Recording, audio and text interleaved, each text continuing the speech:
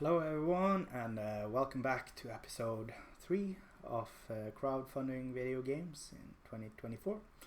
In this episode we are going to talk about pre-production and your Kickstarter rewards, or crowdfunding rewards if you will. So let's see what I wrote here.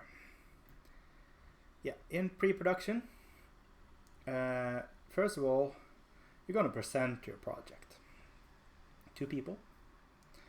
So you want to have a good video, most likely.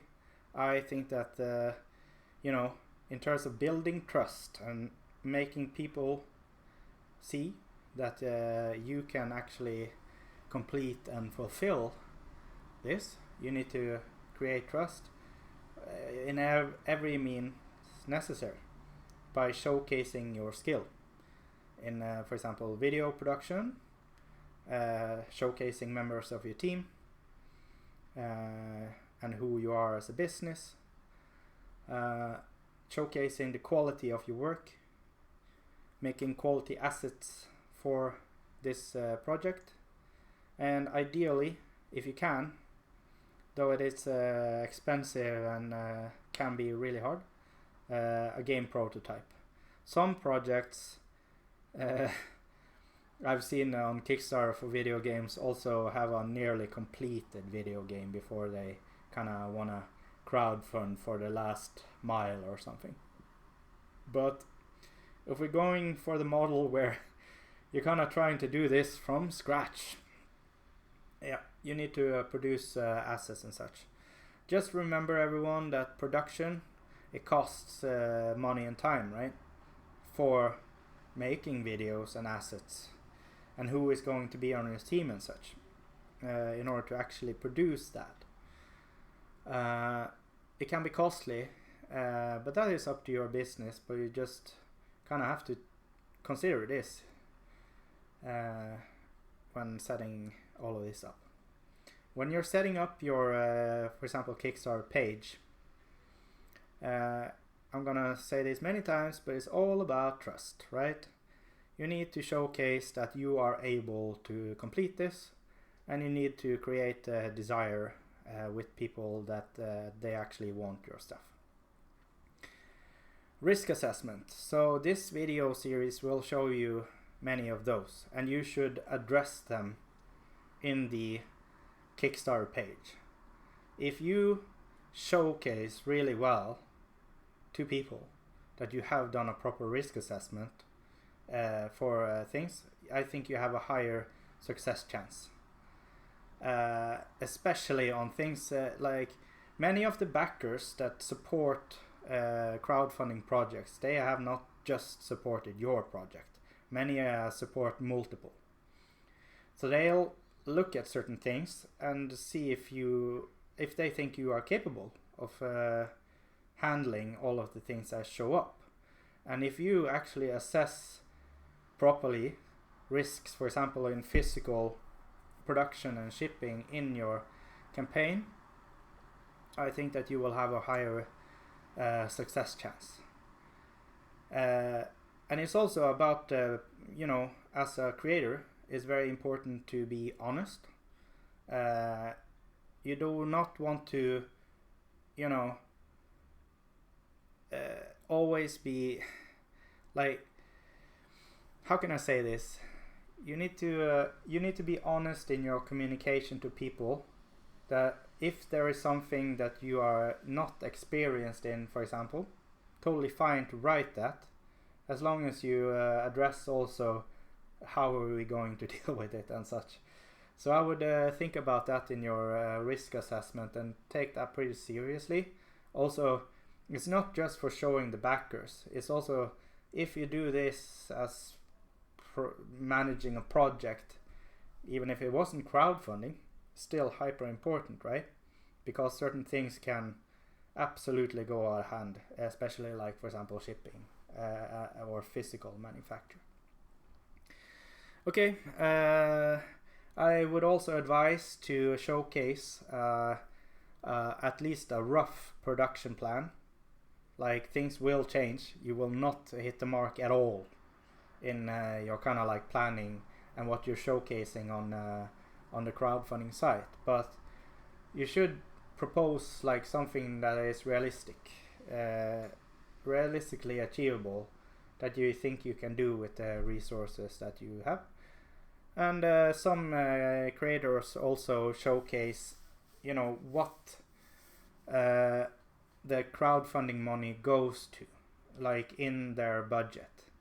For example, your money will go to game development, for salary for the developers, and audio production and such.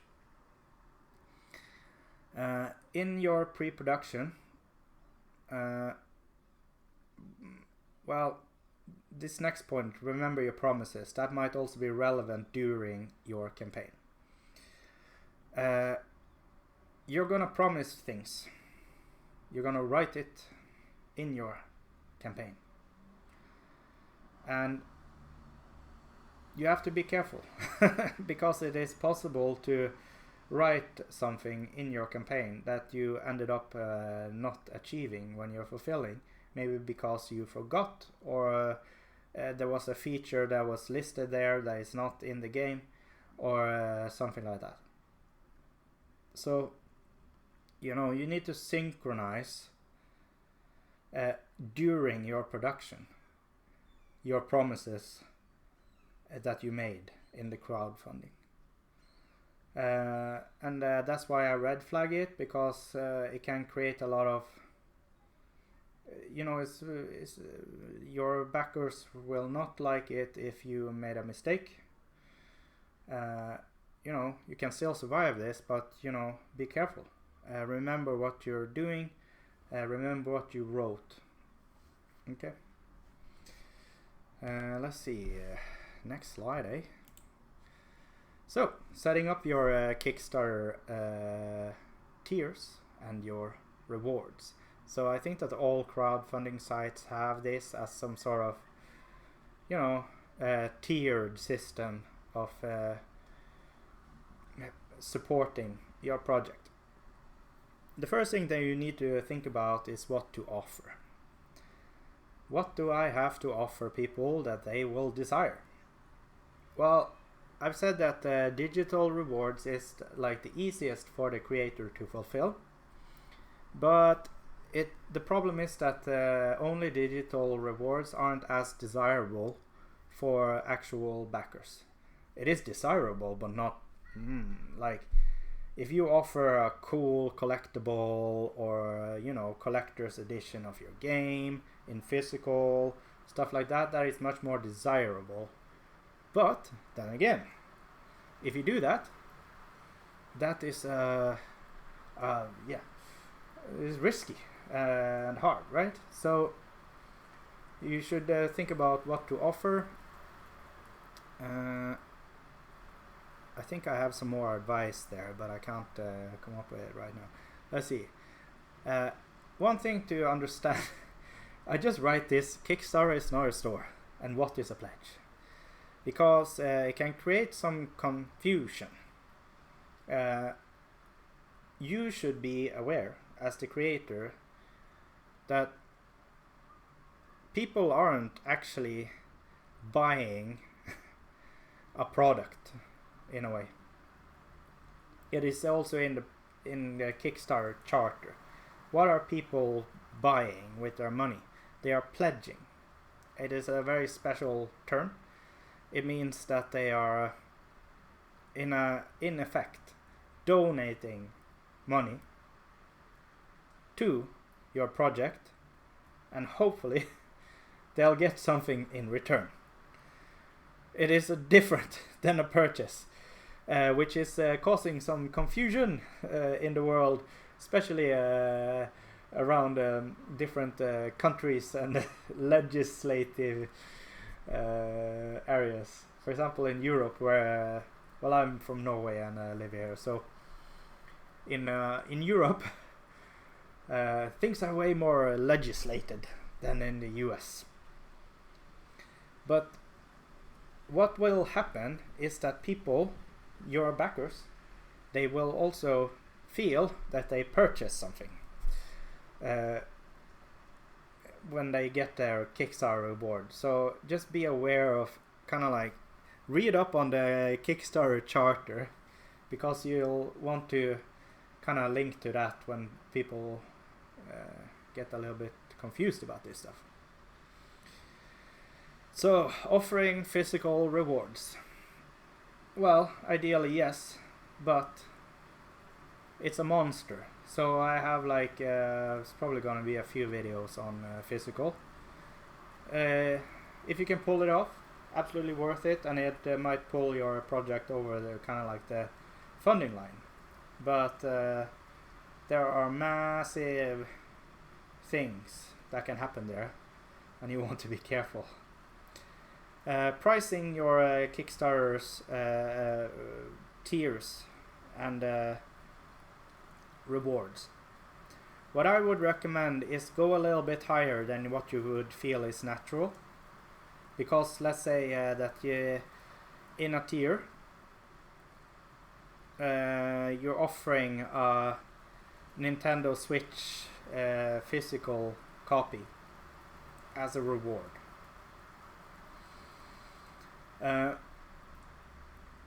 You